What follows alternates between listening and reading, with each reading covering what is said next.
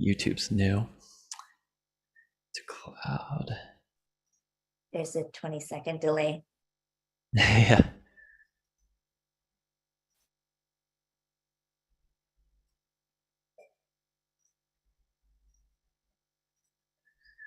All right, welcome everybody.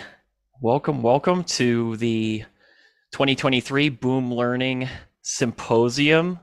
My name is Kyle, and today I'll be talking for quite a while about creating boom cards as a beginner and what it's like to start to make boom cards and how you can learn all the little tricks and tools in the deck editor, which is great fun for me because I love talking about the editor and I rarely get a chance to actually talk about it. There is a special guest today, Dave Sindri, who I'm very happy will be here. He's somewhere in the audience. We're trying to find him, but at the end of about 50 minutes, I'll be talking about the editor. We get to talk to Dave about some things, and maybe he can share some insights or some images of his earlier work or breakthroughs he had when he was just getting started, which would be really fun to see. And I'm really excited to talk with him today. I'm going to go ahead and ask everyone to look to the chat in Zoom. Please let us know where you're from, how long you've been using boom cards, or if you make them.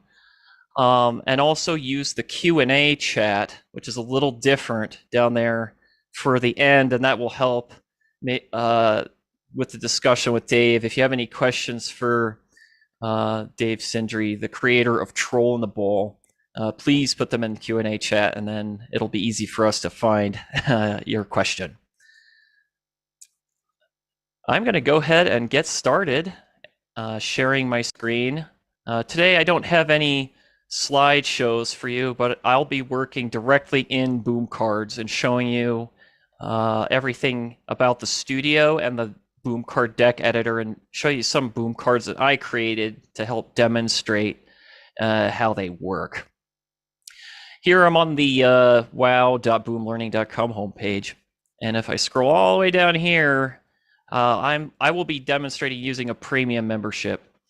Now, you don't actually need this. You can make boom cards for free.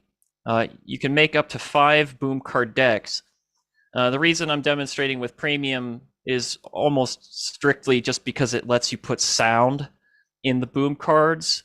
I don't need to sell them, so I won't be using Publisher. But if you wanted to sell what you made and start marketing your curriculum for other teachers to buy, you would need this Publisher, but Premium's pretty good. It will let me use sound. It lets me make unlimited self-made decks. This is pretty useful if you're creating a library of your own. I'm going to jump straight over here to Studio, and this is where your brand is. This is where your pen name is, the name of your store, and your store logo. Mine is kind of boring. It's just a picture of a bee for now, but you could have a logo here, or your portrait with your name of your store under it. There's lots of different ideas. In fact, if we go to the store and go to the featured tab here, we can see these pictures here. Here's some featured authors. This is the picture they're using in their studio right here. That's how they're marketing themselves.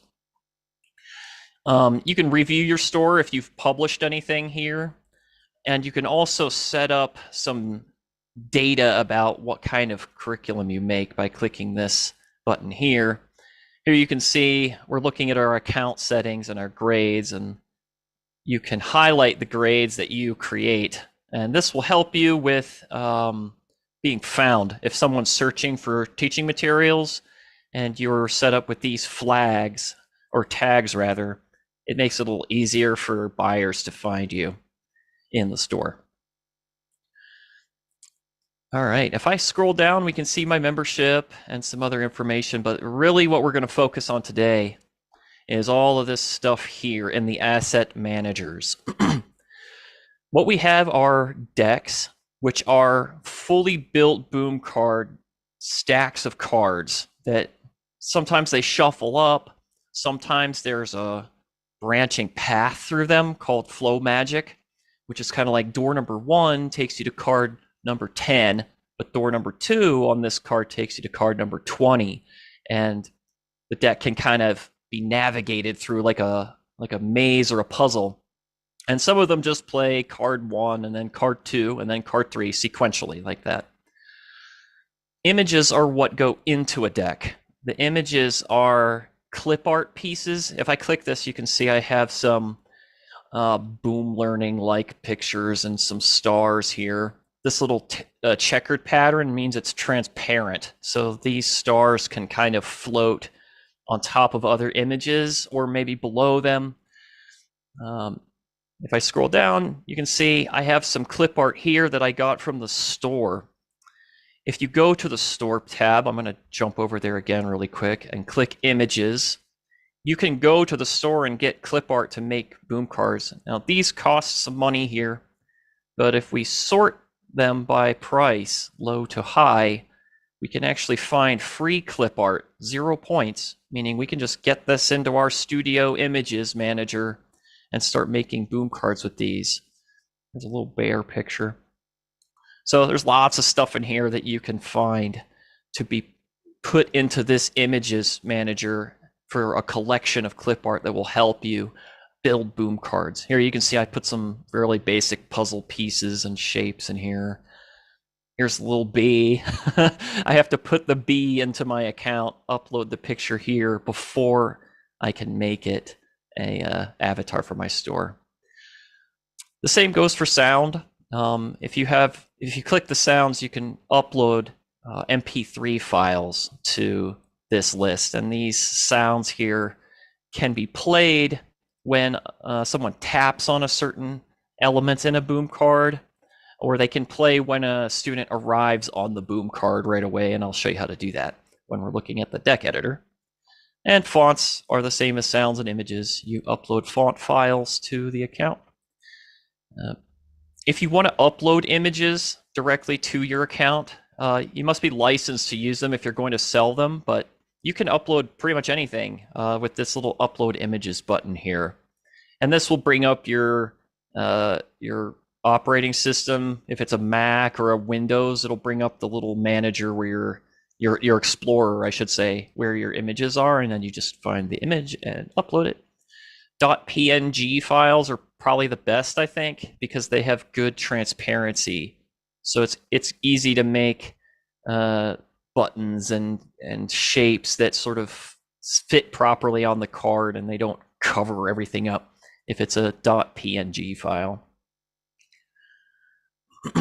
If you're going to sell, these are pretty useful down here, although I can't really demonstrate what they look like very much because I don't have any sales records, and I don't have any other buyers telling me, oh, there's a typo in your deck on card, whatever card 10 or something. That's where feedback will go here of buyers asking for things from you. Maybe they like what you make and they're requesting more.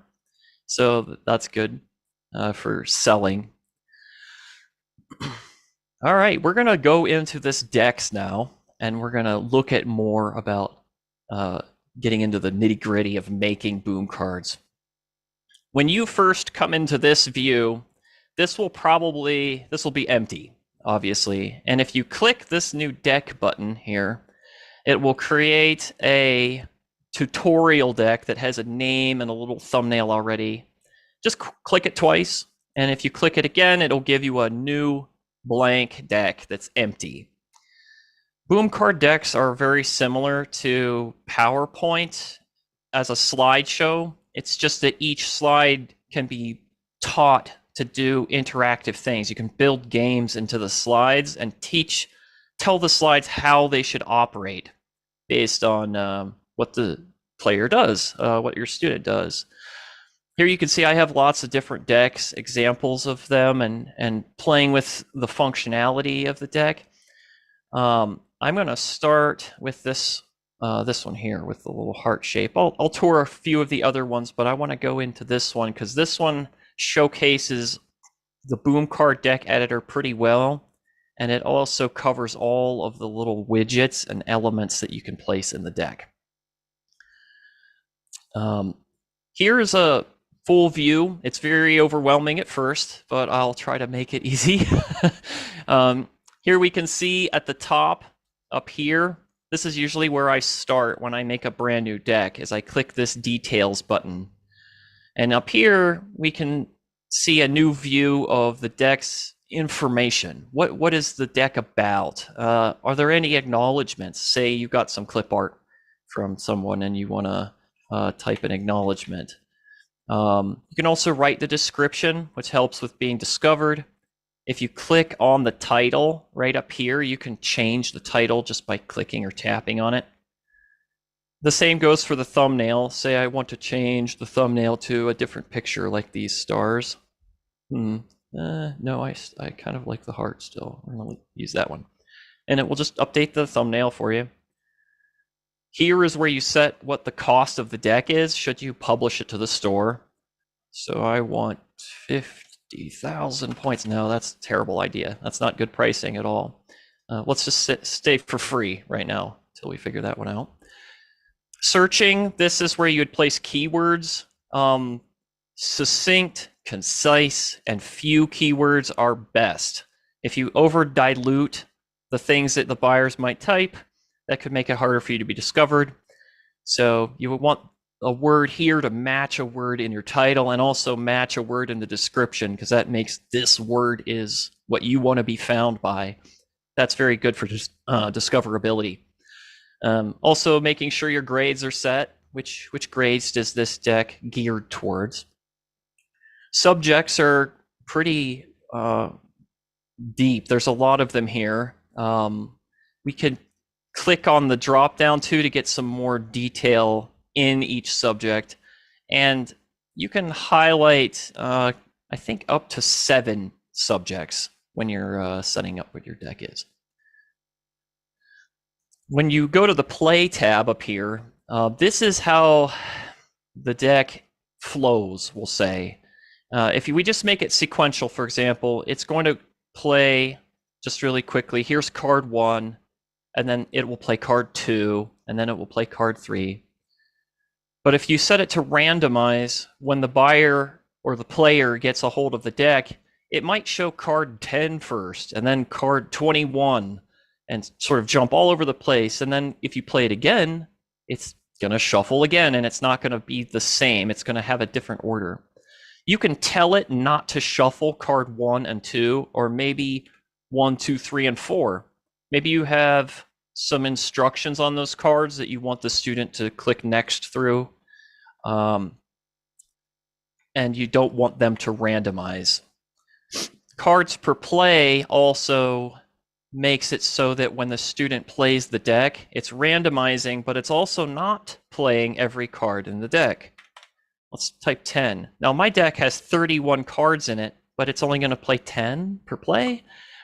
Well, the buyer might think, where are the cards? I don't see them all. Well, you have to play it again. You have to play it at least 4 times to actually see all 31 cards. I know that's a little counterintuitive, but this defaults to play all of them, but you can tell it to change that. Flow magic is what I had mentioned before, where say your boom card image has a picture of a door that's red and a door that's blue, and we'll cover this in a moment. But they're both a picture, and you tap on one of the doors and it will send you to a specific card number somewhere out there, and the other door will send you to a different card number. Now, it's not random, it's determined, but it's also kind of sequential. It's going to play the same way each time, as well if the student picks the same things each time. But if they're exploring and trying to find their way around, maybe discover things they haven't seen because they haven't tapped on it yet, that's where you need flow magic, and that's where escape rooms come from. Escape rooms are built with flow magic, which I'll actually show you a little bit. Make sure I have an eye on my timer here. So that's details. I usually start there. Preview is right next to it. This is how you jump from the editor view into playing the boom card and actually seeing, okay, does it work? Now that I've set it up, does it do what I want it to do?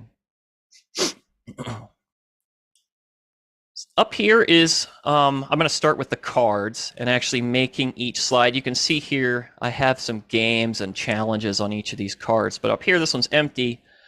Well, that's because this one's kind of like a style everything card. If I place an image, and to do that, all of these little widgets here, things that go on the card, you just click it and drag it like this, kind of like when you're moving a file in Windows, and then you release your mouse button and drop it on there.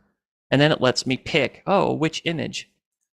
I kind of like this little yellow flower here. I think it's kind of cute. So I'm going to style all of my boom cards, and you can see, hopefully, here on each boom card going down is that flowers popping up now. And now when I go and look, this little flower is everywhere. Well, that's because it's on the template card. This little flower can be given functionality. It can even be a question. For instance, a multi-picture container.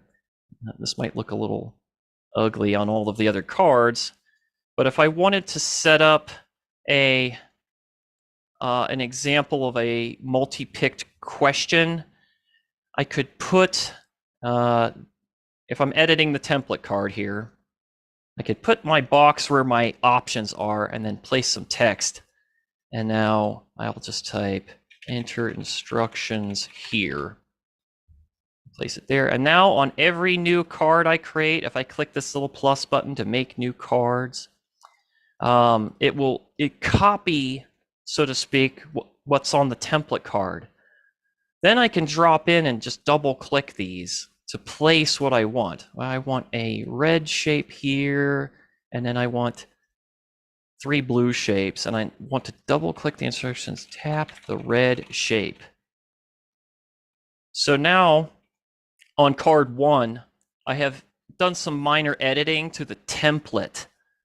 It's kind of like a foundation or scaffolding almost, where I can really quickly drop in to each of these cells in the multi-picked and choose where I want the answers to go.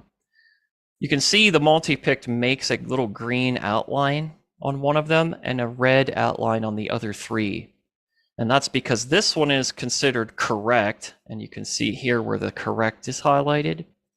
And over here on these red outlines, they're set to be wrong. If I preview this, it should work. Oh, here's my selections. There we go. I got it. So on my template card, it looks like there's nothing, but it's really a placeholder so that I can come in. So I made this one. Now let's double click on this one and make a blue one, a red one, another red one, and maybe this red one here.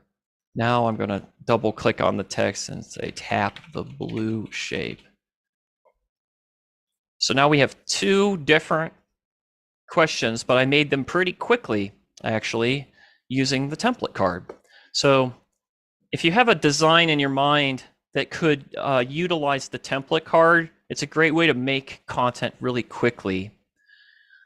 Just keep an eye out. If you do delete something on the template card, poof, it's gone everywhere. You could always hit Control Z, which is Control and Z or Command Z on a Mac to undo a step.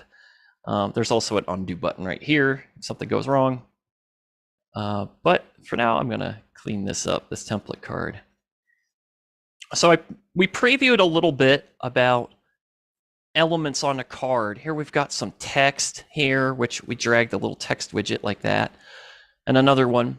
Here's also a sound widget. Here's an image, but it's not doing anything. If we look over here in the properties of the element and sort of look around, all of this is turned off. It's not correct, it's not wrong, it's not a link. I better make sure Flow Magic's on. Yep, it is. So if a student taps on here or tries to do it doesn't do anything. It's just sort of some visual imagery. But this basket here has that green border around it, and if we click and select it, we can see it is a correct answer. If we preview this, we can click around. What does the sound widget do? Touch the dirty clothes. Oh, okay. So there's sound embedded in the boom cards. We tap it. Yep, it's a correct answer. It'll go ding. So this is a very simple design, and I actually made one here just to show the structure of the functions. Here's a text widget, and here's a sound, and here's a shape. I'm going to make this really quickly for you by clicking this and making a new card. I'm going to drag an image, same image, and let's try another one. Actually, I'm going to make it a little more challenging. So this one here is going to be the correct answer, and these two are going to be the incorrect answer. And now we're going to take this text widget, drop it here, and then I just click on it 3 times to highlight the whole thing. Just click, click, click. That's pretty easy. Tap the red colored shape. Now if we preview this, and whoops, whoops. And it's pretty straightforward with wrong and correct answers on the card. Let me get rid of that extra one. Here's another example that I made that I forgot to remove for the demonstration. Here's an example of some artwork where there's more art that you could tap on, but it won't do anything. It won't say whoops. It just won't do anything. But tapping the washing machine here. Oh, whoops, well, I guess I got it on accident almost. That's fine. Things get a little complicated if there are multiple correct answers on a card.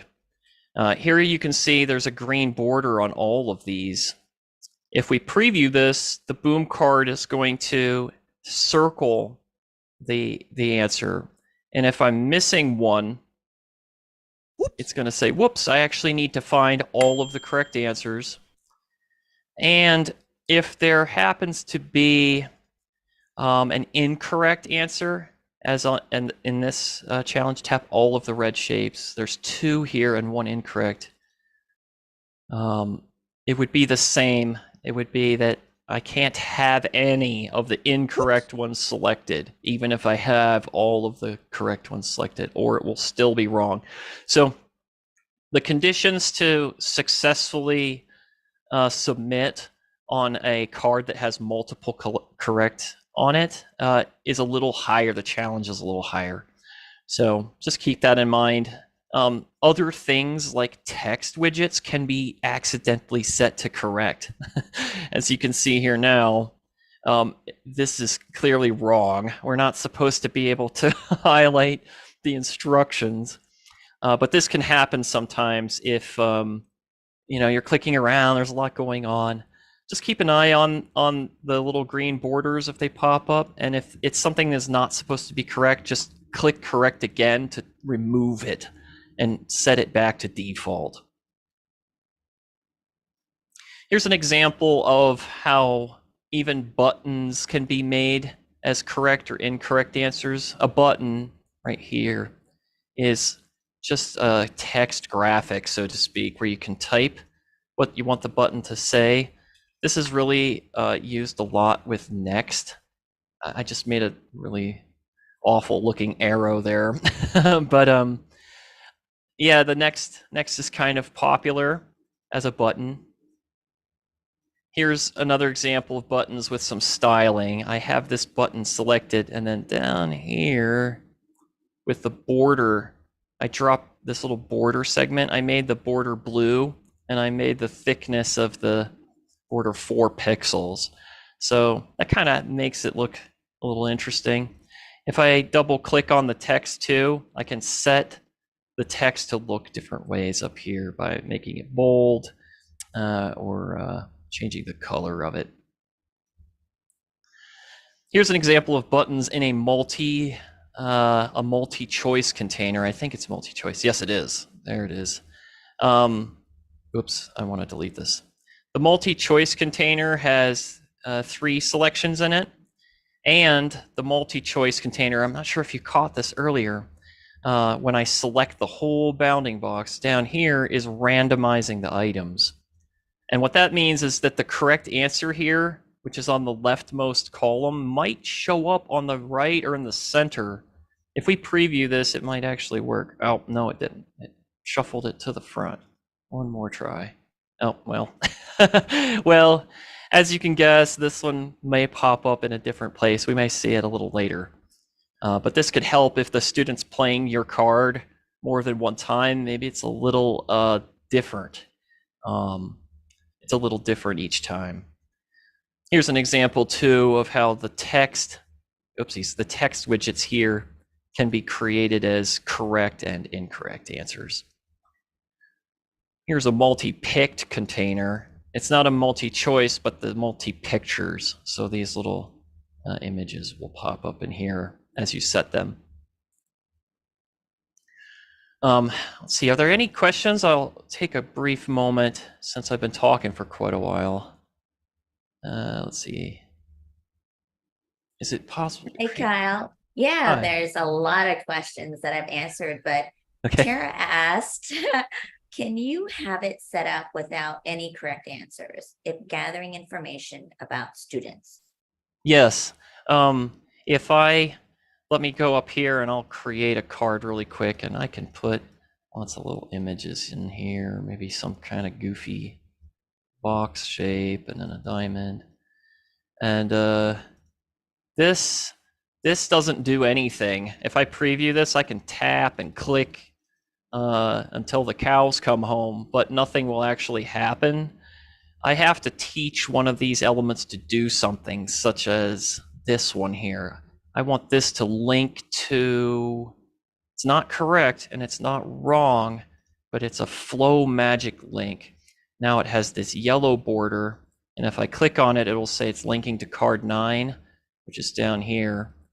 Now it won't say wrong or right, but if I click it, it's going to send me over to card 9. Kind of like I walked through a door into another room. If you're seeing where I'm going with the escape room mentality here. And then of course on card 9, I could have a picture of the door. Let's see, where is it? I feel like, oh my goodness, I put the wrong one, but I can double click it and change it to this one. And what is that card again? Card 3? Well, let's have this guy link back to card 3. And now I've created a little loop where I can enter the kitchen and make a sandwich, and then go back into my bedroom and eat it, and then go back into the kitchen when I realize I forgot napkins. So now I'm going in my escape room in and out of this little door. So yeah, the boom card could be made as just instructions. And it can also be made in a very particular way to maybe send a student to a different card that has those instructions or something like that. Let's see. Tara was thinking about using it to gather information about students.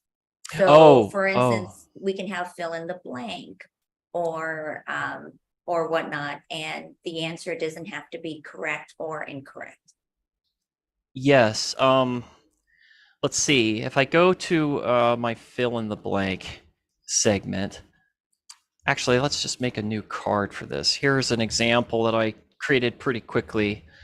Type the color of the shape, and then the fill in the blank here is set to be red. But a fill in the blank can actually, if I double click it, this is where I choose what kind of answers I want. Let's say, well, I want red. Submit that. That's an answer. And we also don't want it to be case sensitive. The only way to make it ungraded is to click open response right here, which I actually created an example deck for that.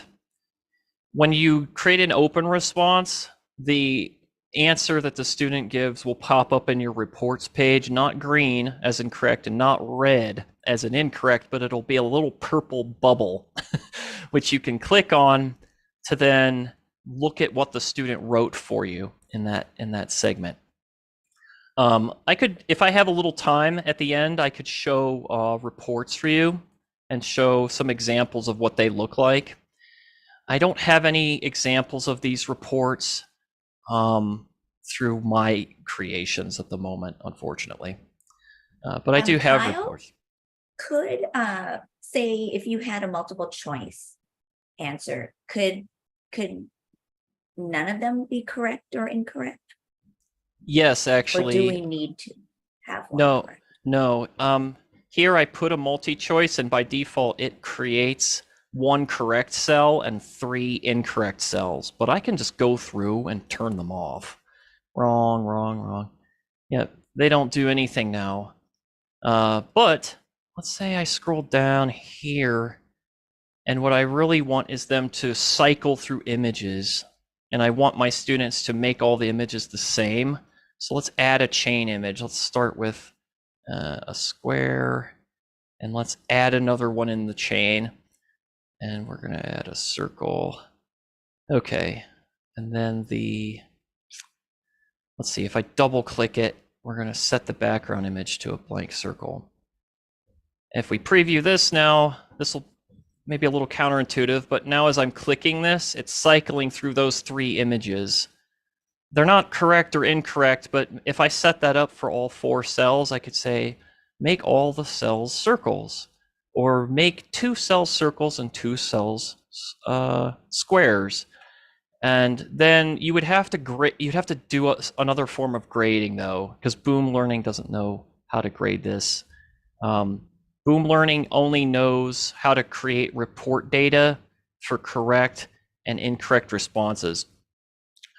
There is another kind of correct response, which is when you have a draggable like this, which has a wire connected to a drop zone. So this drop zone saying, give me this item, this little sock right here is the correct answer.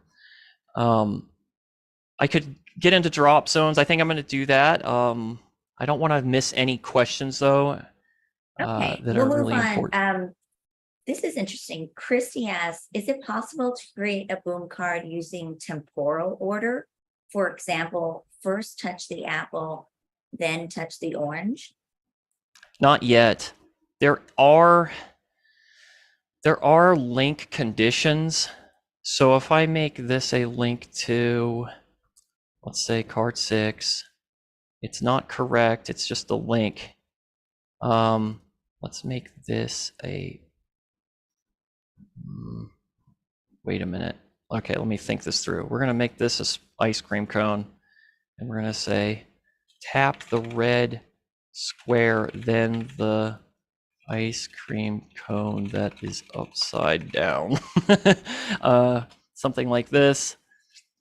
This red square will be a correct, and ink answers option. Let's see. Oh no, that's not quite right.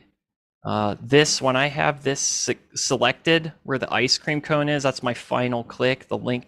I'm going to click this little button that says conditional link. And we're going to set link picker to 6. Link if wrong. I'm not sure if that's actually correct. Let's see if this works. Here we're actually previewing the boom card Kyle's designing. So it's kind of cool. You can test your creations while you go. Yeah, it's nice to like make something really quick and then click preview to get an idea of what the student will see and the player will see. But I just did that super fast. But basically what I did is I made sure this ice cream cone that links to card 6 is conditional. And then I'm not sure why it says link if wrong. That's not very intuitive at all. What it really means is I need to get this card correct and then use this to go to where I'm supposed to go. So we're working on it. we're building this out little bits and taking your feedback. Could you explain to Christy Z order? Sure. Let's see. Let's actually go to a different deck that I made called Find the Red Colored Shape, which is kind of fun to me. Here is an example of Z order. This little circle is on top of the square. So think if we were to look, let's bend down and look at the side of this view, all of the elements that are sort of floating around here are actually above or below each other. And the Z order top front is the one that's closer to you from here. So this little circle is actually way closer to me, and because it's visible first, it's showing up. The square is bigger, but I mean, maybe the square is the sun and this is Mercury or something, right? So if we wanted to hide this little circle behind there, we could click the Z order while it's selected, which is down here. It's kind of like where border is and aligning it into page. There's functions to organize things. And let's send it to rear. And now it's hiding back there behind the square, which actually will impact a student's ability to select it. Oh, I can barely get the corner of it, but the square is mostly blocking it. So yeah, that is how Z order works. And it's just sort of a necessary problem with visual graphics rendering. You can't It's just really show everything at once. helpful when if your students are using maybe a switch device, or they use the arrows on their keyboard to tap through it. The arrows will move to the objects in Z order. So it's some publishers have used that really to design for students with disabilities. Yep. Yeah. Alrighty, we have so many questions. I'm sorry, Kyle. This is probably a good time to go through them because we'll probably have more. It says, where do you get, Lisa asked, where do you get all the math symbols from? Oh, if we're going to make math symbols, there's a way to actually do that with Boom Learning. Let me make another card really quick, and I'm going to put a fill in the blank here. This isn't going to do much. It's going to look kind of boring for a moment, but up here in details in the play, and I actually completely skipped over this because of a time is on my mind. The on-screen keyboard allows the fill in the blank to have math characters, special characters for math. So I've set this to be a math dropdown. If I preview this and I'm already typing here, see, I've got some math symbols that I can use. But there might be other ways to get them. If you go to store, let's search images. Let's type math as our keyword, not relevance, price low to high. Let's look around here, 0, 0, these are all 0. Oh, am I still searching by math? Yes, I am. Okay, here's a grid. Here are some clip arts that are free, that are numbers.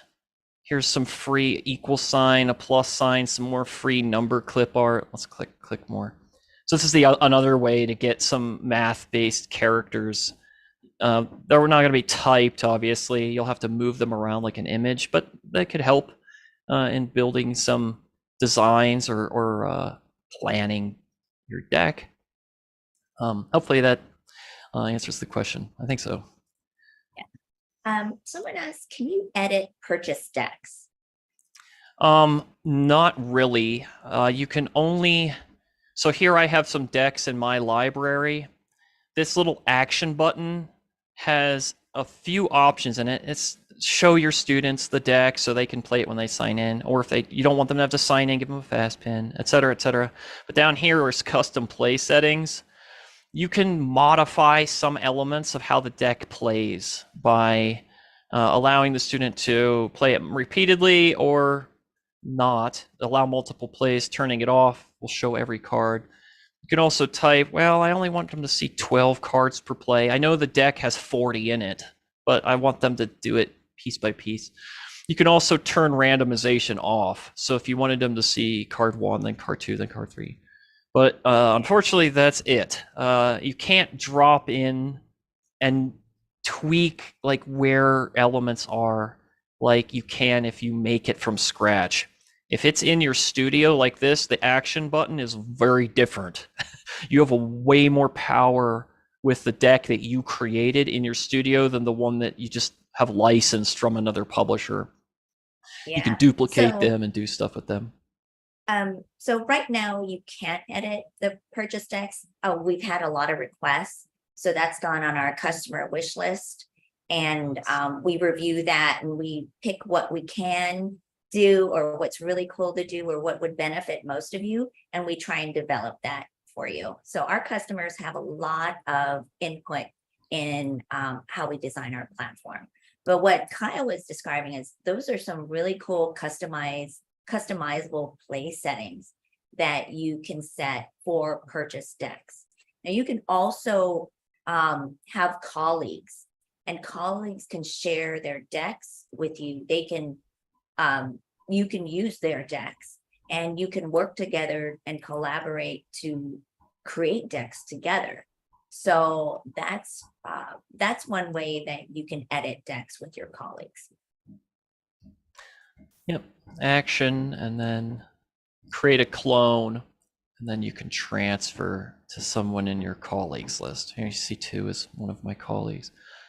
I could transfer this, the working, owning, the creative license to it, the right to sell it. I can transfer that to someone else, and they can transfer it back or make more copies. So yeah, definitely. Once you have it in your studio and you're making it, then you have lots of freedom. But if you've only purchased it from the store, there's not much you can do with it yet. But we want to improve that. And I think a lot of the sellers like this idea too, that they can place configurations into their deck. It gives them versatility.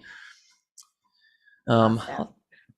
Let's see, how about another question, and then we'll continue on with the webinar. Rachel asks, can you use your own voice or different voices?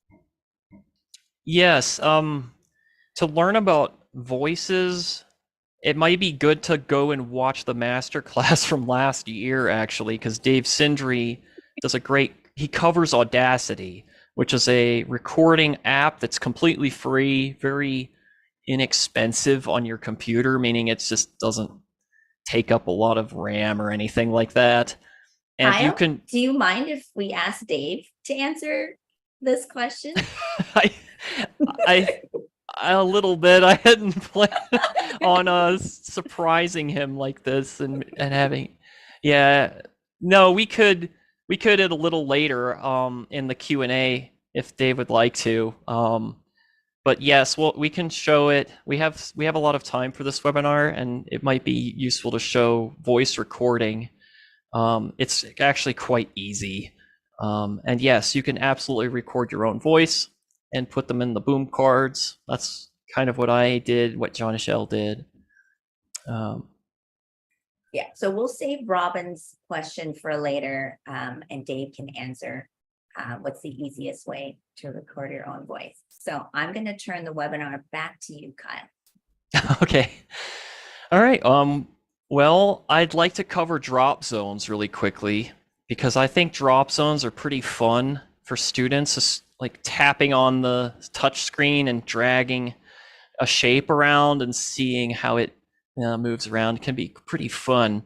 Here's an example of one that's already been created where this piece of art here, it's not correct, it's not wrong, it's not a link, it's set to be a drop zone. And drop zones should be big. They should be large enough for them to sort of have the accuracy to let go of the item inside the drop zone. And also the item, if it's bigger than the drop zone, won't be able to fit. So it just won't land properly. So it's a good design idea to have your drop zone be like a bigger shape on the screen, pretty obvious. Let's preview this and we'll see what is it like to play. Now, if I click and hold on this, I can move it around.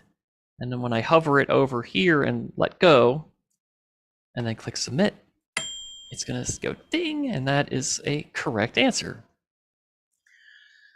I made one here that's really sort of a basic boiled down version of what we just saw, except there's another draggable here. And as you can see, these elements here are set to be draggable, and they have this little hand, like point and pull it around. Not drop zones. The drop zone is over here. And one of them has a wire connecting to it, and the square, which should not fit here, it's the wrong shape, does not have a wire. If we preview this and drop the square in there, it's going to say nope. You have to put the circle in there. Now, it doesn't know what the shapes are. The boom card's not that smart. What I did is I just dragged the little hand into the flag to make the wire, which I can just do that really quick. Let's make one that's unique. Let's see. Let's use a pentagon and a hexagon. And now we're going to place the space for the hexagon right here. We're going to make this a draggable, and we're going to make this a draggable too. And I'm going to make this a little bigger, based on what I just said, obviously. Makes it a little easier. And make this a drop zone. Now, they're both wrong right now. But if I take this little hand and I drop it on the flag, now this is correct. And we can actually test this really quick. And if I drop this here, it's going to say nope. Whoops. And if I drop this here, kind of can place it all over the place. I wonder if we can fix that. If we select the drop zone, let's make snap to center turned on. And then we preview and we put it, let's see if we drop it kind of in the wrong place. Oh, it'll snap in the middle. That's nice. Very satisfying. So drop zones, they're kind of fun and easy to set up, and they're fun to play too. Here's another example where there's not the right shape at all. Oh, that's not in the right place. Here's one that I think is kind of fun too, where there's a correct answer and a correct drop zone, and they're kind of all tangled up. And if the student places one in the wrong spot, it might get stuck and they'll have to see if they can get it out. And that's a Z order thing, because these guys, see how the diamond is in front of the circle, and that diamond's in front, and now the circle is, yeah, they sort of compete with each other for Z order, which kind of plays into the game a little bit, especially with fitting these shapes in the right places. Oh, there we go, I finally figured it out. And all I did was I placed some images here on the card, and then I dragged the little flag into the corresponding drop zone that I want the student to place them in. I just copied Jonachel's idea, which is way more applicable as a life skill. Where do the laundry go? How do I wash the colored clothes and bleach the white clothes, you know, organizing them. Here's one that looks a little bit confusing. What's going on here? This says place 3 shapes into the square, but I have 5 shapes that are all set to be correct. They're all wired up. But if we test this out, and let's say I put only 3 of them in there, it's going to say it's correct. Well, what's going on? Well, there are actually conditions of logic that can be applied to a drop zone. Pardon me, I keep losing my timer for some reason. And the conditions are set when you have the box selected here. Over here, you can see it's a drop zone. It does not have snap to center selected, but I have exactly 3 is what I want. And if you click on this little paper clip, I can cycle through what I want to be the correct answer conditionally. At first, it says all. I need every correct answer that's wired up, or it's not going to be correct. Or I can have at least 1. Maybe the student puts 1 or 2 or 4. Those would all be correct, as long as there's just 1 in there. So this is more of a less challenging condition. Exactly 1, I would have to change this and say place 1 shape into the square. It could be any of them because they're all correct, but the condition is that it only wants 1 of those correct answers. So with conditions and having them wired up or not wired up, and having several of them, you can create some pretty complex challenges and puzzles with drop zones. I wish I had some more examples of games like this that drop zones can use, but I don't currently have that. Drop zones, that's about it for them, other than your imagination with the functionality. There's all kinds of drop zone games that for sorting, like some art of nickels and dimes and pennies going into a jar, or other kinds of games like this. Earlier, I showed a couple of our new features. These are really fun to me, and there aren't many boom card decks with these because they're so new. But if I have this selected here, an image, for instance, and I go down for chain images, I showed this a little earlier, I can add a chain image up to 9, including the image it starts as, that default background, and have it cycle through those images just by clicking add chain image and then picking something. Like, let's add another quarter circle. This little triangle here also has its own chain of images, so we can add a couple more to that one. Wait, no, that's redundant. Let's see, a circle, why not? And now if we preview this, we can just click these and cycle through them, and kind of, maybe it's a password, maybe there's a game you're playing, that can use this. A lot of people are using it for memory match, where they just set all of them on the board to be the back of the card face, and they set them all up like this. Let's see, Control C, Control V to copy and paste the element. We can also click duplicate right there, and Control V. Wait a minute, let's just click duplicate a few more times. There we go. And now I could make a chain image behind all of these and have the students find the two that are matching. And it doesn't know how to grade it yet to say, oh, this is correct or this is not correct, but it can still be something interactive you do with your students. Oh my goodness, I certainly clicked the wrong button there. Another feature is alternate text. This is good if the operating system is reading text to speech and it's playing audio from reading the web page. I have the little B selected here, and then way down here is the accessibility text, and if I click that, I wrote a description of what the image is, and it says a smiling yellow bee with black stripes. This can work as metadata for accessibility. It can help the student to hear more about what the boom card is. We also have the tab key now, so if you're using switch access devices, you can just tap the tab key and it will cycle through options, or hold shift and you can tab in the opposite direction, which is how you would code the switch access tab and shift tab, forward and backwards. And then enter is the submit button. And there's one more new thing, which I think is fun too, and that's hiding images. This igloo here is set to hide when tapped. It's not correct or wrong, or it can't be anything else, because when you interact with it and tap on it, it will fade away, disappear, and reveal something underneath, which also disappears when you tap. Oh, the flower's gone too. Well, that's an empty card now. But yeah, hide when tapped is fun. You can bury hidden messages or clues just by having the student tapping around for things.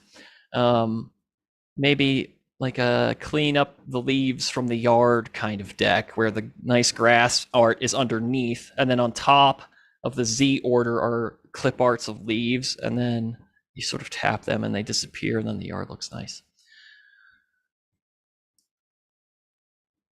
All right, well, that about covers everything in the studio, short of more advanced training on specific game type making, like flashlights, like memory match. I did cover that a little, but I didn't really give a thorough cover of that. But I can take questions now, and then also I'd like to talk with Dave Sindri for a little while, maybe ask him some questions about some of his early boom cards that he made that might inspire you all as you're starting. But yeah, are there any new questions? I think I see some here. Yeah. Lisa asked, has Boom made it possible yet to turn off the overview option students see when they play so they can look ahead at future cards?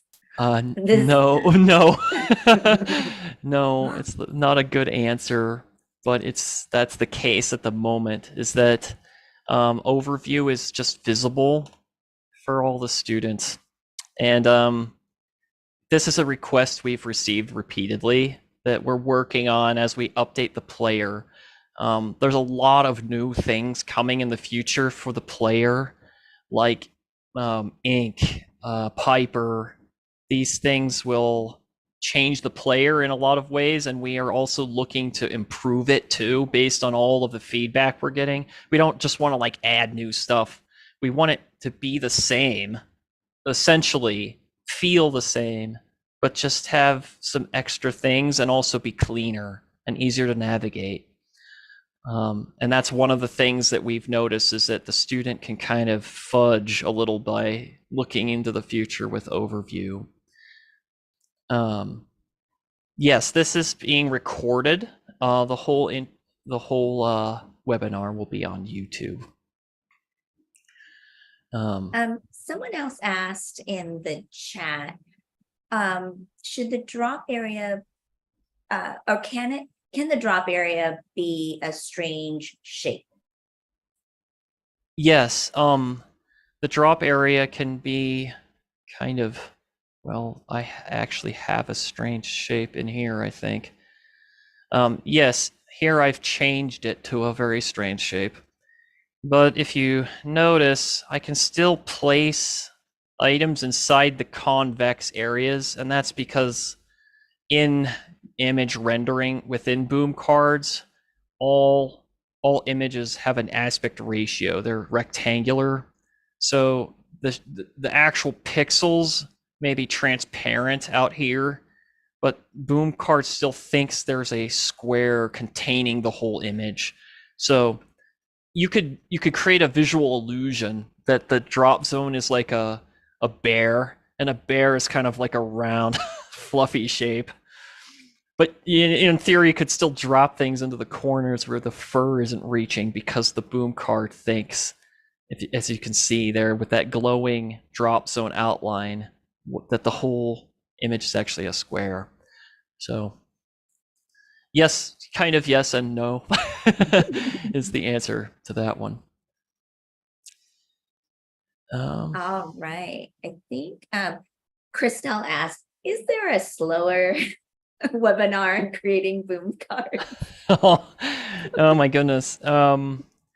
Yes, we actually have a creating boom cards playlist in our YouTube page that is sort of like video by video, step by step, with pieces, instead of what I did today, which is sort of jumping through the whole platform.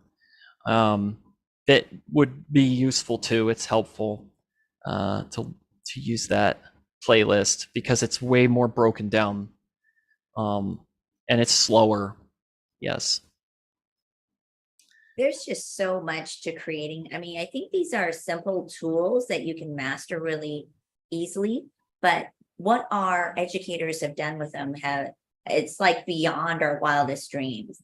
So you can really dive deep into this studio of tools and create amazing boom cards and games and lessons. Yep. So I think the last question I have left is from Robin, and it is, what's the easiest way to record your own voice and import it into a card? Well, I mean, is Dave there? Are you available? I could also show this if you don't want a repeat of last year. Hi. Hi, how are you doing? Oh, I'm doing wonderful. It's wonderful to hear your voice. Yeah, I would just like to say that the best way to learn is just to try making a first deck. And those tutorials helped me so much when I went to YouTube. If I had a specific question, I could see very quickly and find very quickly how to solve a problem. And but if you can do PowerPoint, this is about the same. But just like PowerPoint, you can take these very simple tools and make like make crazy things. Crazy things. You can go so far with it. And I've had a lot of fun with the recording. And just like the sentence you showed, that if someone's having trouble reading the sentence, they can click and hear the sentence. You can record your own voice reading that sentence and just save it very easily on your computer using a microphone. Now I use this kind of microphone with usually a pop filter so I can get a nice clean recording. But most people can get a pretty good recording out of it. Audacity is a free program where you can, yep, there it is, and that you can just record. You can take noise out if you want to get fancy. But other than that, you just need to save as an MP3 file, and usually it's just file save as MP3, and you save it to your folder, and then you upload it to a folder in Boom Cards, and just very easily put that into a sound. Maybe I can show you if you can share my screen. Can I share my screen? You should be able to. You're a co-host now. Okay, so let's see. And There we Dave, when go. you click the share screen button, there's Yep. a little button that says share sound at the lower left corner of that screen. Click on Yeah, that. I'm on my way. I just didn't realize I had a million things open. I was working on something. Oh Okay. yeah, yes. Here we go. I'll just share that. And that's not what I wanted to share. Hang on a sec. Well, this is a spinner that I've been working on. So let me just take that down. I wanted to share a different Boom card. Let me just see if I can do this. Okay, so yeah, this back to Barnard. This is probably the second deck I've done. Can you see this? Not yet. If you click share just a screen again. There yeah. it is. Okay, there we go. Ah, yes. And I'll move this down. And so with this one, I had some, you can see it's in flow magic. So when you click the horse, it says click horse to begin, it'll go to the next item. And so when I wanted a sound effect, I put this here. Now, the way I did this was I clicked a sound out like this. And you see, these are all my sound effects here. So I've got folders organized within Boom Cards. And after I made the folder, I just upload it from my computer. So you see I have rooster here. I could click rooster. And you see down here, the sound right here is a rooster. But I could also change the image to something like this. I could change it to, well, I could change it to anything. I'll change it to the T-Rex here. And you see the T-Rex there is there. And if I go to preview, it clicks cock-a-doodle-doo. All right, so you can actually, just leave it as the little icon, or you can make your own icons. And when you click it, you can hear whatever sound you make. So I have different sounds for different animals, even though I have the same image here. And that's easy enough to do too, because I just click this. I can duplicate it, or I can copy it and paste it on another page. And then I can just change the sound down here to someone saying Happy Easter. And so I use Audacity for a lot of the sound effects. And as people probably know, I use my daughter a lot of the times to make the funny voices for the different characters. But so you can do a lot with sounds.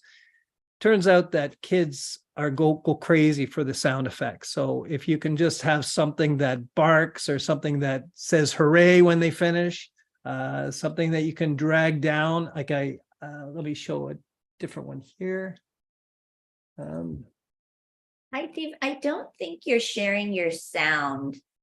Okay. To Zoom. So if sure you share, if you click on the green share screen button again, and then in that window, share sound, share sound, and then share. Yeah. Okay. Thank you. I'll just share this back again.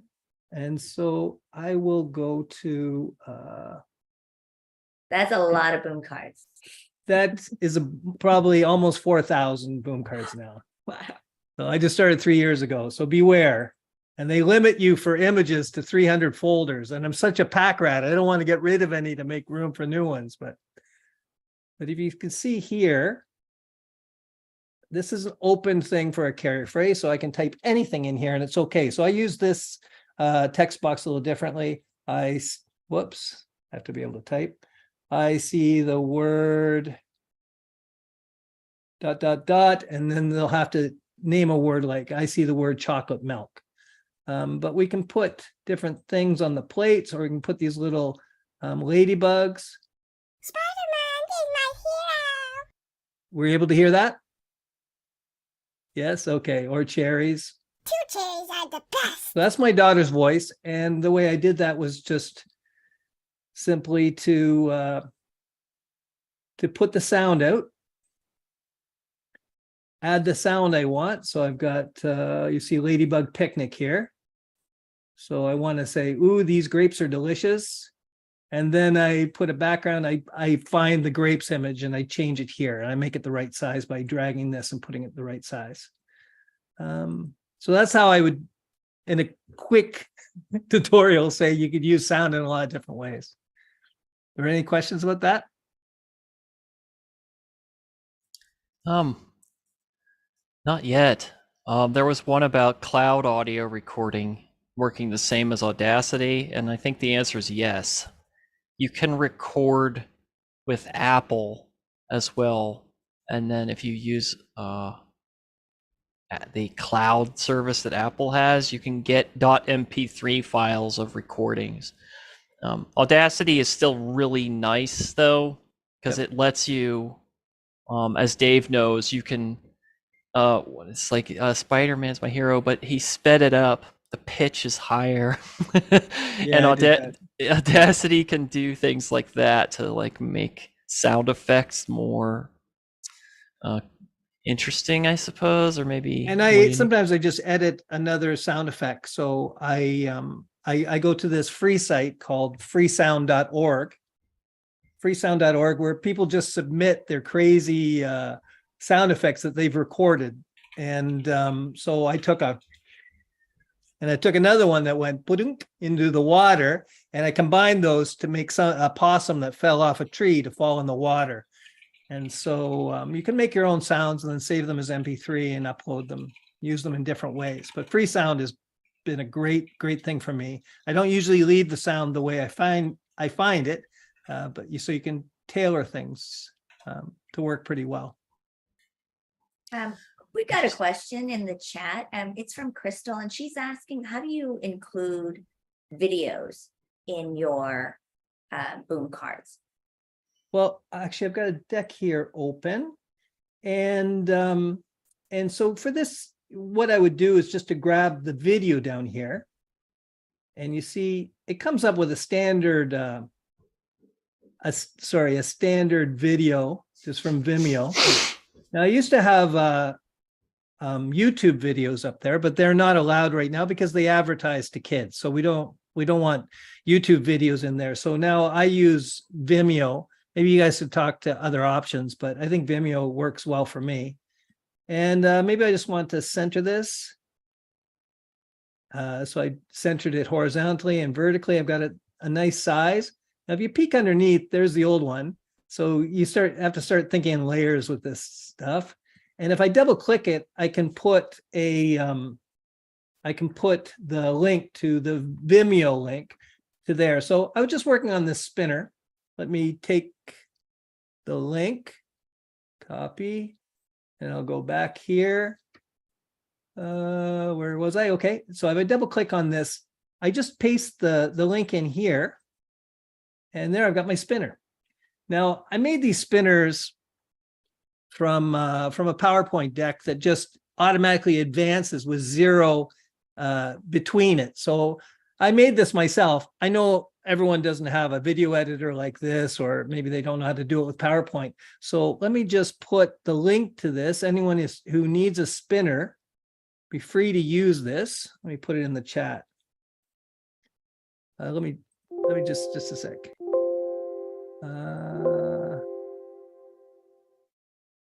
The notepad is Now it's the notepad. Okay. Yeah. Now I got to close that. And I don't want to save it. Okay. So did you get the link there? Yeah, I So see if it. anyone wants a like, game spinner, you there can she just go. put this in the corner up here by your game, beside your game board. And if you preview it, you just click and pause when you feel lucky. And now I can move 6 spaces. Click and stop. I get to move 5 spaces now. And that was one of the things that really stuck me for a while. I thought, I've got all these game board ideas and I don't know how to make a spinner. So yeah, the video actually works well for that. And if you want to change the video, you can change it back by just clicking again and change that video again. So I'm going to delete this because someone's probably using this deck right now and wondering why there's a big dice in the middle of it. All right. Did that help But- with videos? Is that Oh okay? yes, yeah, Yeah. absolutely, yeah. But I do think, so if you're if you're gonna publish your boom cards to the store and sell it in our boom store or elsewhere, we suggest use Vimeo because they don't contain ads to children. And but if you're going to use it for private purposes, private use, as long as it's okay and it's with your school policies, you can use it privately with your students and use YouTube videos. I would just say something about images too, is that like I make my own videos, but I also very easily make my own buttons, text boxes, anything. Let me just open something else up. A little old lady. Just search for my deck here.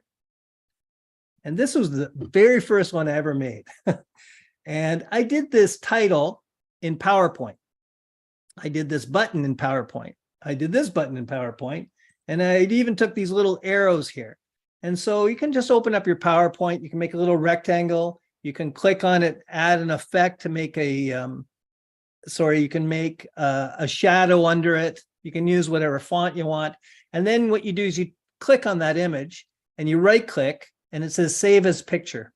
So then you just save it to your computer and in the folder that is the little lady who swallowed a fly. And then you upload it to Boom Cards. And then what I do is, see, this is actually an image and I could put this guy back in there. Now I'm real trouble because I don't know where little old lady is, but I'll fix that later. And these buttons, you can personalize these very easily by writing in whatever you want on the button and then just using it as an image. And you'll see I've got 2 paths here. So this is Flow Magic. This is my very first screen. If you click the whole story, you go through all of these with the little old lady. But if you click Act It Out, I've got a different path. It'll hop you down to this last card here, where you preview the little old lady and you can drop things into her tummy and it'll show on the x-ray as you add the things that she's eaten. Like that. All right. That was the very first deck I ever made. I was gonna ask that actually. I was gonna ask, what was the one of your first achievements? I would say something Well, like that. if you call this an achievement, The little old lady swallowed a fly. I don't know why. Yeah, that's wonderful. And luckily for me, I had a business where I did a lot of printed materials for years, and I had all of my images drawn. But I know there's a wealth of resources out there where you can get images from artists very easily, to fill in. I always use my own drawings. If I need a photo, then other free source I love is to go to unsplash.com. And again, I don't usually keep that photo the way I get it. I modify it, but they're royalty free and you're able to use that at will. So I'm gonna send this to the chat. And Dave, what was the website you suggested for free sound? it's called freesound.org. Okay. That's easy enough. You can put somewhat in, easy to remember. cinder block being dragged across a garage floor, and it'll come up. That's pretty interesting. That's great. And so I have something that when after you move a big stone wall out of the stone temple, you can hear that sound effect, and it just makes things a lot more dynamic, a lot more interesting for kids playing the game. Tammy asked if you use photos or clip art from a free site, do you have to post where it came from? They usually have some rules about that they have to be royalty free, but they also have to be the artist has to give you permission to use in whatever context you want. Sometimes they make limitations, like if you're going to sell it. But a lot of times I take my own pictures too, just with my iPad, and put those in there. Yeah, and if you do, Tammy, if you do use it from a certain website, there is an area in the deck for acknowledgements. We do encourage that you give credit where credit is due, and you list the source there. Yep. If you place information in acknowledgements, Dave, if you click details real quick, I can point it out. Yeah, that acknowledgements field, anything in there at all is better than nothing. Down It here. will increase your discoverability. That's a secret. Shh. It's not really a secret now, right? But yes, acknowledgements impact indexing with Google. Yes, like, who we are working with now. For my reading decks, I have a reading specialist, Chantel, who works with me. She does some work and I do some work, and I can transfer to her account a deck, and she can work on something and send it back to me. So in those cases, I acknowledge that it's co-created in that spot too. Fantastic. I never put my daughter's name there to give her credit. She's very famous now for her ladybug voices and, and flea voices, but yeah, anyway. Tara was wondering, can you use Google Slides or PowerPoint slides to create boom cards? I know that people do. I'm not the one to ask about that. I usually prefer to work right within a deck and create it as I'm going. But I think some people feel very comfortable with those formats, and they may even have material already created in those formats. And I know it's very easy to transfer them over. I'm just not the one to tell you how. You're a purist. We actually do have a webinar on creating boom cards using Google Slides and PowerPoint slides. It's on our YouTube video, and it's great. Anna Scaramella does it, and she's a phenomenal teacher. So you'll learn very easily on that. I actually have a PowerPoint template, a PowerPoint deck that just has buttons and everything, and it's very easy for me to go in and, for example, have a green button here that I could just change the text on this, right click and make another save as image. So that becomes very easy just as a resource to make images very quickly. You probably have a ton of images in your image library. I have too many, yeah, and I got limited at 300 folders for the images, and I know most people don't hit that limit, but I've hit it, and so now I've had to rename folders and get rid of images that I haven't used in years, and it's like cleaning your garage. It's not fun, and you always think I'm going to need that, and you do the next week after you take it off, but. But yes, if you go to Studio, here are my images, and you'll see I have images going all the way down. And also, if you click on here, sometimes I have subfolders within this. You can create a subfolder. And so I might just say balloons. Whoops, sorry. And if I click OK, it says, sorry, you have reached your folder limit. So right now I still have to clean up. Yeah, We I've may been But it talk dealing takes a with while Eric to this get about there. that. So I don't think occasionally. too many people have to worry about that. Well, I'm tech support on our help desk, and I've been encountering it on occasion. Oh, okay. You're not the only one. Don't worry. We're looking at Okay. it because yeah. But one thing I would say is to always think templates, because you may think of another version of the same game you've done, or another, another, like for example, the games I love to do the most are usually from one basic template. So for example, these are new home programs I'm working on for the fall. And so if I go into one, eventually, you'll see I just have a question mark and I can put S in there or F in there. I have all the games and the links set up now. So the great thing about Boom Learning is that they've created it so that now you can clone a deck. I've made this template. I can make another one just like it by cloning it, and all the links still work. So everything, the only thing I have to change are these cards. I can change this one to all F cards, and then I can make another clone, and I can change the next one all to S initial cards or S final cards.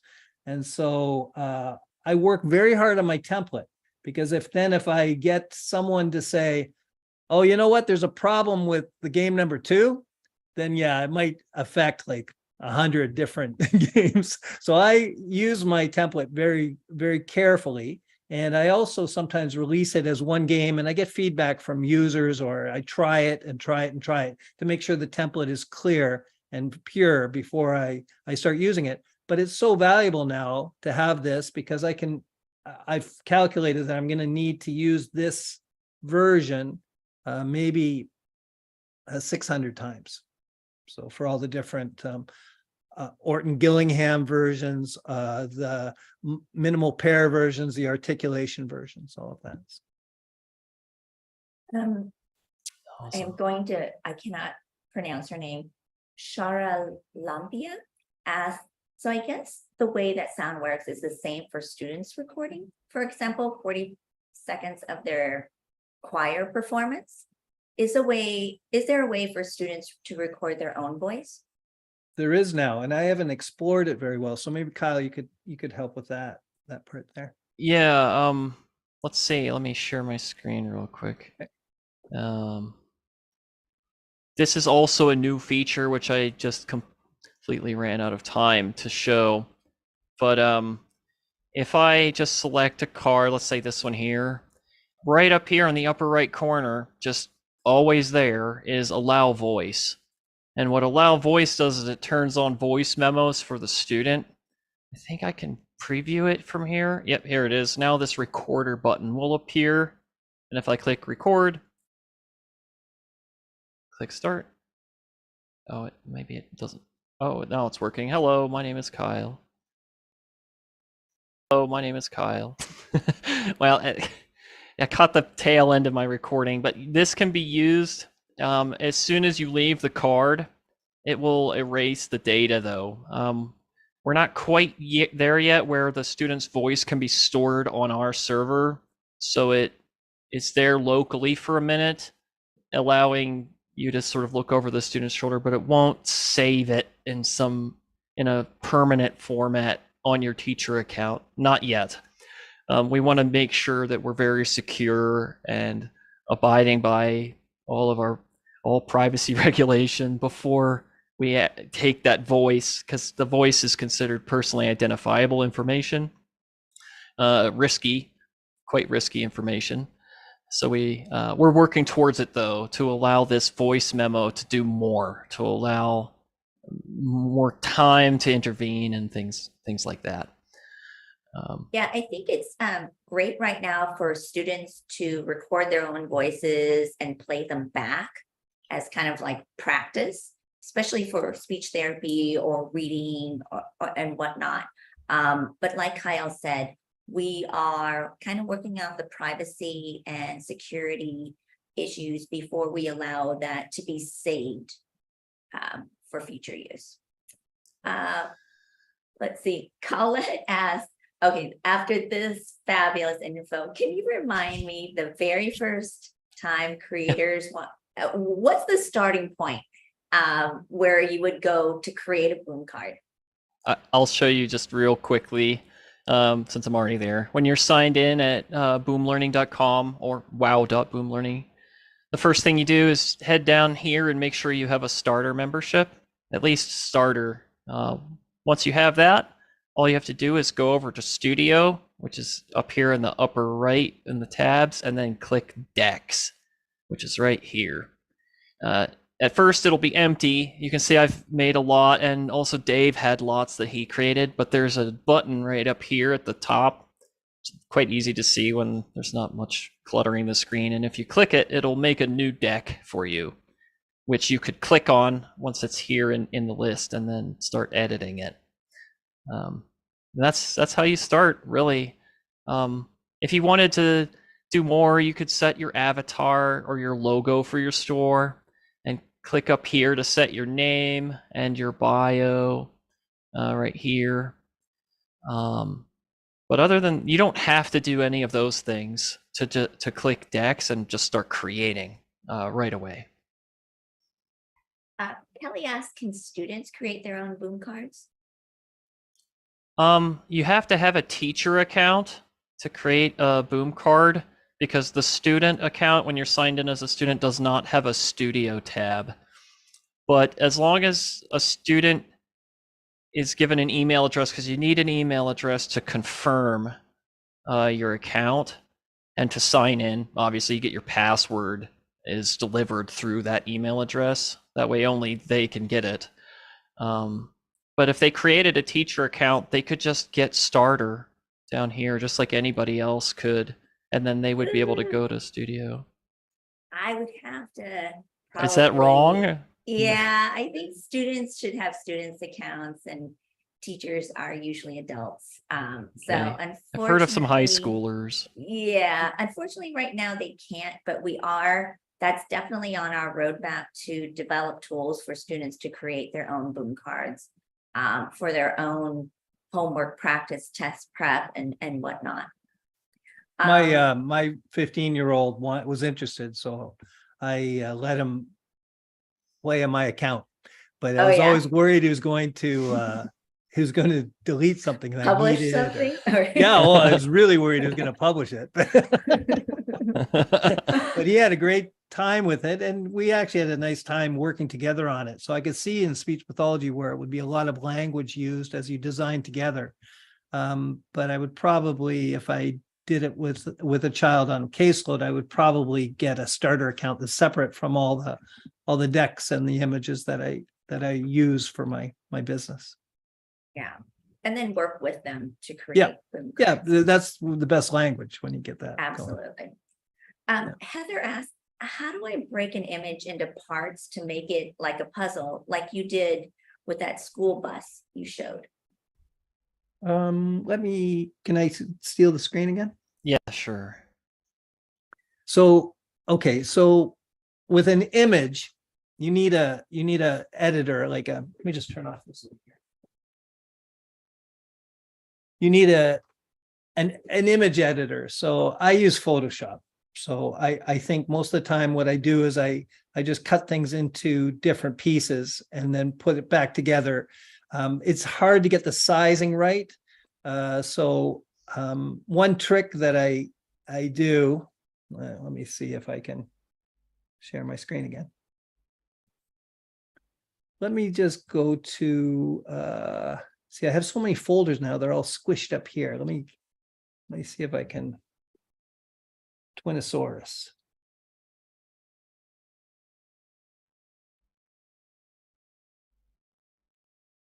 Let's see, Twinosaurus for vocabulary. Okay.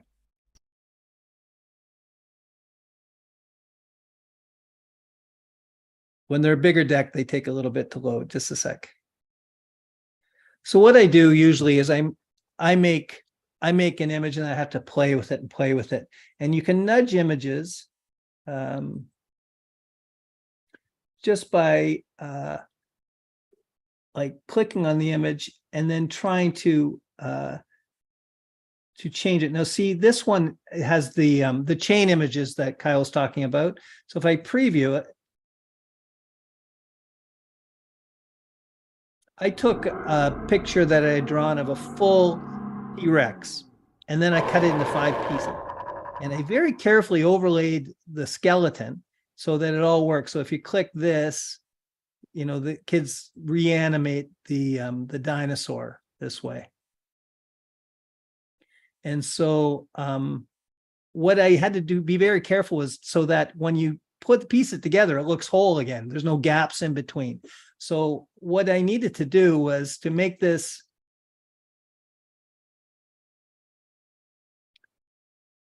sorry, just a sec. Going back to my editor mode. When I was setting this up, what I did was Control plus to make my screen bigger so I could take a really good look at it. And I'll go out again. And what I did was, instead of having this blank, I made an invisible image for the first one with nothing in it. And you see how I have the second image as the head. Well, I actually put the head in here, and I put all the body parts in here instead of the invisible image. And I lined it all up so that it looked like it was all whole. And then when I was done that, I changed the top image to something invisible. And then this was hidden underneath. So when you click this, actually this needs to be a actually invisible play, not just this one, because you'll end up with this this icon. But anyway, what I did is I have an invisible one and I have the real one. And so I put the invisible one there, and then when they click it, yeah, the real dinosaur shows up like that. So I'm not sure if there's other ways to do it, but I have to take it into Photoshop and then cut each piece and save it as a different file. That's amazing. Thank you so much for showing all that. Oh, you're welcome. We have one more question. It's probably for Kyle. Jacqueline asked, if I'm having trouble with creating a deck, can I call tech support and speak to someone? I'm old school. Yes. Yeah. I help with creating decks every week with publishers who just have small questions, and I call them too. It's just you'll have to book a call. That way there's no conflicts. I can usually call within the week though. If you email help@boomlearning.com and just ask for Kyle, I will get your email. It's like a lot of mail falling from the sky onto a big desk, and it's being sorted by our team. And if you mention me, I'll send you my form, a booking link, and then you can schedule calls with me, and I will reach out on your time and help you with deck editor related things. And I would say too that even if you submit a ticket just for some help, people respond almost immediately. They're right on the case. So for example, this deck worked very well on desktops, but did not work well on the iPad. And it turned out I had one image just a little bit in the wrong spot, and they figured it out for me and gave me advice, and I was able to fix it. And that only took a couple of days to get back to me, but it must have been a lot of work to figure out what was actually glitching on the iPad versus the desktop, well beyond me. But there's lots of tech support, even for back and forth by email. So I just put a plug in for that, because I've really appreciated the help the tech department has given me. Well, thank you as well, Dave, for being here on such short notice. No problem. I just had a wild idea that you might want to share some of your amazing discoveries and games and insights. But yeah, we're a bit over time. There aren't any questions left. And I suppose I can let everyone go. There's some information in our chat about the upcoming panels for the symposium. We will be sending recordings of the symposium out to all the registrants and also be placing them in our YouTube page in a Symposium 2023 playlist. It might take a little time to get it. I think they'll all be available by Friday, though. So fingers crossed. But anyway, thank you all so very much for being here. This was great fun for me. I think it was fun for Tu and Dave as well. And I hope everyone has a wonderful week. Thank you.